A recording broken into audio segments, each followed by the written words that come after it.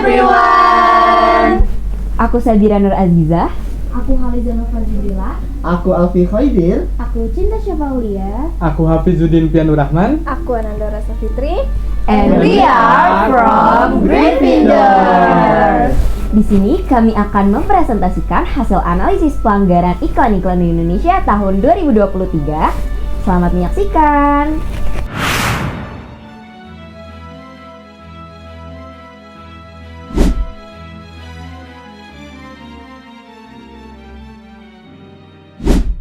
Kalau urusan keuangan sebagai korlap, Bunda cuma mau yang gak banyak cuap. Buat Bunda yang serba satset, gak mau ribet. Nih, Livin App. Bunda aja bisa pakainya. Gini nih harusnya aplikasi keuangan. Gak kayak yang sebelah, bikin mata Bunda sempit. Livin App cocok buat Bunda korlap. Tarik tunai, bisa tanpa kartu. Bisa dong, udah kayak sulap. Semua lengkap dalam satu app. Tapi gak ribet dan tetap mudah dipakai Bunda. Super App, super lengkap. Livin by Mandiri. Selanjutnya, saya akan menganalisis iklan dari Bank Mandiri. Iklan tersebut melanggar Kitab Etika Pariwara Indonesia bagian bahasa poin 1.2.1 karena di dalam iklan tersebut terdapat scene yang menggunakan bahasa yang tidak mudah dipahami seperti cuap. Selanjutnya, iklan tersebut juga melanggar poin 1.2.2 bagian bahasa, yaitu ada scene yang menggunakan kata super lengkap. Lalu di poin 1.10 bagian keselamatan, di mana di dalam iklan tersebut terdapat scene push up sambil berbicara. Selanjutnya, poin 1.20 merendahkan. Di dalam iklan tersebut, ada scene yang merendahkan produk pesaing dengan mengatakan gak kayak yang sebelah, bikin mata Bunda sembab. Iklan tersebut melanggar Undang-Undang Republik Indonesia Nomor 8 Tahun 1999 tentang Perlindungan Konsumen Pasal 17D, di mana iklan tersebut tidak memuat informasi mengenai resiko pemakaian barang atau jasa. Iklan tersebut melanggar Undang-Undang Republik Indonesia Nomor 32 Tahun 2002 tentang penyiaran Pasal 36 ayat 5 poin A, karena di dalam iklan tersebut mengandung unsur menghasut dan menyesatkan, dan Pasal 37 karena iklan tersebut memakai bahasa pengantar yang tidak mudah dipahami. Didit, ajakin yang seru. Nonton, wow, super seru. Ngegame, wow, super seru. Konten, wow, super seru. Kuotanya nggak bisa habis. Paket super seru. Super kuotanya, super hematnya. Aktifkan di My Telkomsel. Analisis pada iklan super seru Telkomsel. Yang pertama, yaitu melanggar pada Etika Pariwara Indonesia Nomor 1.10, di mana tentang keselamatan. Iklan tersebut tidak memberikan keamanan bagi pengguna, yang di situ juga tidak berhubungan dengan iklan tersebut.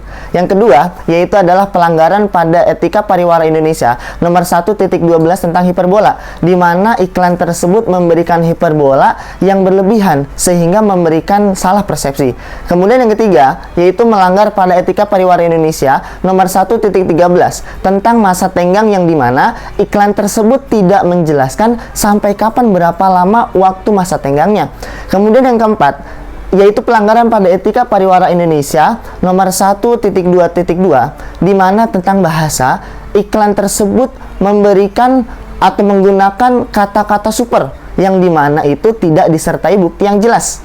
Kemudian yang kelima, itu melanggar pada Etika Pariwara Indonesia Nomor 1.2.3, di mana iklan tidak memenuhi ketentuan yang diberikan. Yang keenam, iklan tersebut melanggar Etika Pariwara Indonesia Nomor 1.29.4 tentang halayak anak, di mana iklan menganjurkan pada tindakan yang tidak benar, yaitu menggunakan gadget yang tidak ada batas waktunya, sehingga dapat menimbulkan untuk menentang atau mengabaikan nasihat orang tua. Kemudian, pelanggaran yang ketujuh terdapat pada Undang-Undang Perlindungan Konsumen Bab 2 Pasal 3 Ayat 5, di mana iklan tersebut dapat menumbuhkan kesadaran bagi pelaku usaha tentang perlindungan konsumen. Yang kedelapan, juga terdapat pelanggaran dalam Undang-Undang Perlindungan Konsumen Bab 4 Pasal 8 Ayat 1, di mana iklan tidak mencantumkan tanggal kadaluarsa atau jangka waktu penggunaan sampai kapan batas waktu penggunaannya. Dan yang kesembilan, 9, pelanggaran dalam Undang-Undang Perlindungan Konsumen bab 2 pasal 9 ayat 1, di mana iklan melanggar karena adanya kata-kata yang berlebihan dan tidak ada menjelaskan resiko jika membeli paket produk tersebut akan menggantikan atau menghilangkan paketan sebelumnya. Dan juga yang ke-10, melanggar Undang-Undang Perlindungan Konsumen bab 2 pasal 9 ayat 3, di mana iklan melanggar pelanggaran ayat 1, maka tidak boleh, maka di situ dilarang untuk mempromosikannya kembali. Yang ke-11, melanggar pada Undang-Undang Penyiaran bab 4 tentang pelaksanaan siaran bagian pertama pasal 36 ayat 3, di mana iklan tidak mengklasifikasikan halayak yang sesuai dengan siaran. Dalam iklan tidak ada klasifikasi pengguna di umur berapa.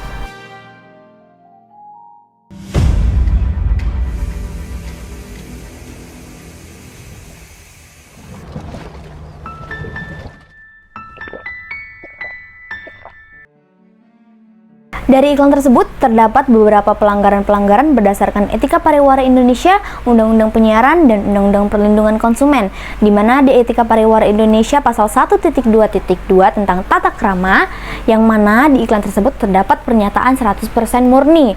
Lalu di pasal 1.20 tentang merendahkan, di mana iklan tersebut mengandung unsur-unsur yang merendahkan produk lain, dan pasal 1.28.1 tentang lingkungan, di mana di iklan tersebut terdapat cuplikan yang menampilkan penyia-nyiaan lingkungan. Lalu pada Undang-Undang Republik Indonesia Nomor 32 Tahun 2002 tentang penyiaran bab 4 tentang pelaksanaan siaran pasal 36.5 poin A, di mana di iklan tersebut terdapat pernyataan yang mengandung unsur hasutan. Selanjutnya pada Undang-Undang Republik Indonesia Nomor 8 Tahun 1999 tentang perlindungan konsumen di bab 4 tentang perbuatan yang dilarang bagi pelaku usaha pada pasal 9 ayat 1 poin I, di mana di iklan tersebut terdapat perbuatan yang merendahkan barang lain.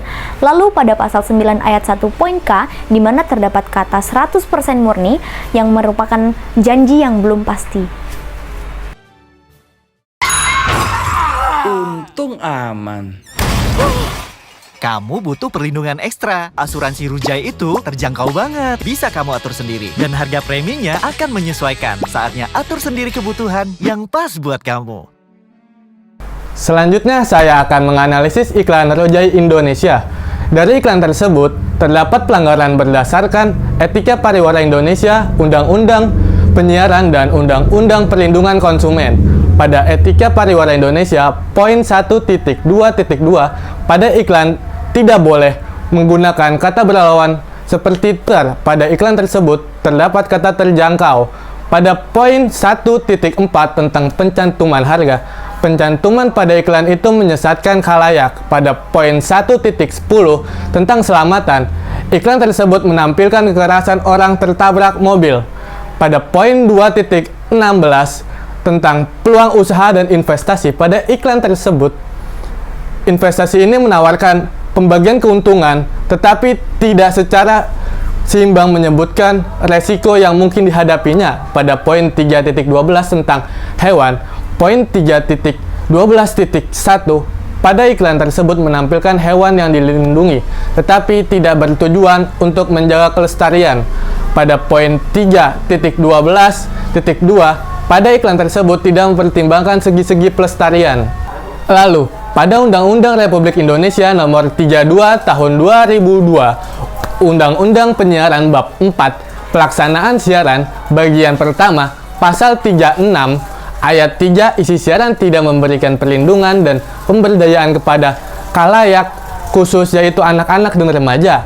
Pada ayat 5 poin B, pada iklan terdapat kekerasan, yaitu terdapat orang ketiban termos.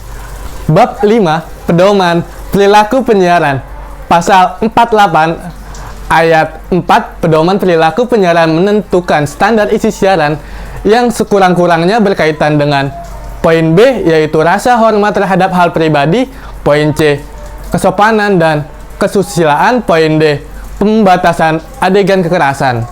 Lalu, Undang-Undang Republik Indonesia Nomor 8 Tahun 1999 tentang perlindungan konsumen, pada pasal 9 ayat 1 poin K, produk tersebut menawarkan sesuatu yang mengandung janji yang belum pasti. Pada pasal 17 ayat 1 poin D, pada produk tersebut tidak memuat informasi mengenai resiko pemakaian barang atau jasanya. Kerja pakai kaki. Kerja pakai kaki. Pakai AP. Ya, pakai AP Boots. Kenapa pakai AP? Buat maju bertempur. Ya, dia lagi. Ya ke kantor. Kerja pakai ini, pulang pakai itu. Pada iklan Boots terdapat beberapa pelanggaran menurut etika pariwara Indonesia. Yang pertama, pada poin 1.2.1 tentang bahasa, iklan harus disampaikan dengan bahasa yang benar dan mudah dipahami. Namun, dalam iklan tersebut terdapat beberapa kata yang kurang jelas dan membuat iklan tersebut sulit dipahami. Yang kedua, poin 1.10 tentang keselamatan, iklan tidak boleh menampilkan adegan yang mengabaikan segi-segi keselamatan. Dalam iklan tersebut, banyak adegan orang jatuh, juga penampilan benda tajam. Yang ketiga, poin 1.12 tentang hiperbola, dengan adegan jatuh di dapur, menumpahkan makanan ke kepala, membawa troli makanan dengan cara yang tidak aman. Iklan tersebut sangat hiperbola dan seharusnya tidak seperti itu. Yang keempat ada di poin 1.14 tentang penampilan pangan, tidak boleh menampilkan penyanyian pangan, namun dalam iklan tersebut terdapat penyanyian makanan dengan hiperbola menumpahkan makanan tersebut ke kepala. Yang kelima ada poin 1.28.1 tentang lingkungan, iklan seharusnya dapat menciptakan lingkungan yang baik, namun iklan tersebut malah menampilkan adegan-adegan berbahaya seperti atraksi kopral, adegan hiperbola, dan penampilan benda tajam. Sementara terdapat juga pelanggaran menurut Undang-Undang Perlindungan Konsumen, yaitu pada pasal 9 poin K nomor 8 tahun 1999. Pelaku usaha dilarang menawarkan sesuatu yang mengandung janji yang belum pasti. Seperti dalam iklan tersebut terdapat adegan di mana sepatu atau boot tersebut dijatuhkan pisau, namun tidak dapat dipastikan kekuatan dan ketahanan dari produk tersebut. Kemudian terdapat pelanggaran pada Undang-Undang Penyiaran pasal 37 nomor 32 tahun 2002 tentang penggunaan bahasa Indonesia yang baik dan benar. Karena dalam iklan tersebut tidak disampaikan dengan bahasa yang baik dan benar sehingga iklan tersebut sulit dipahami oleh para penonton maupun khalayak masyarakat.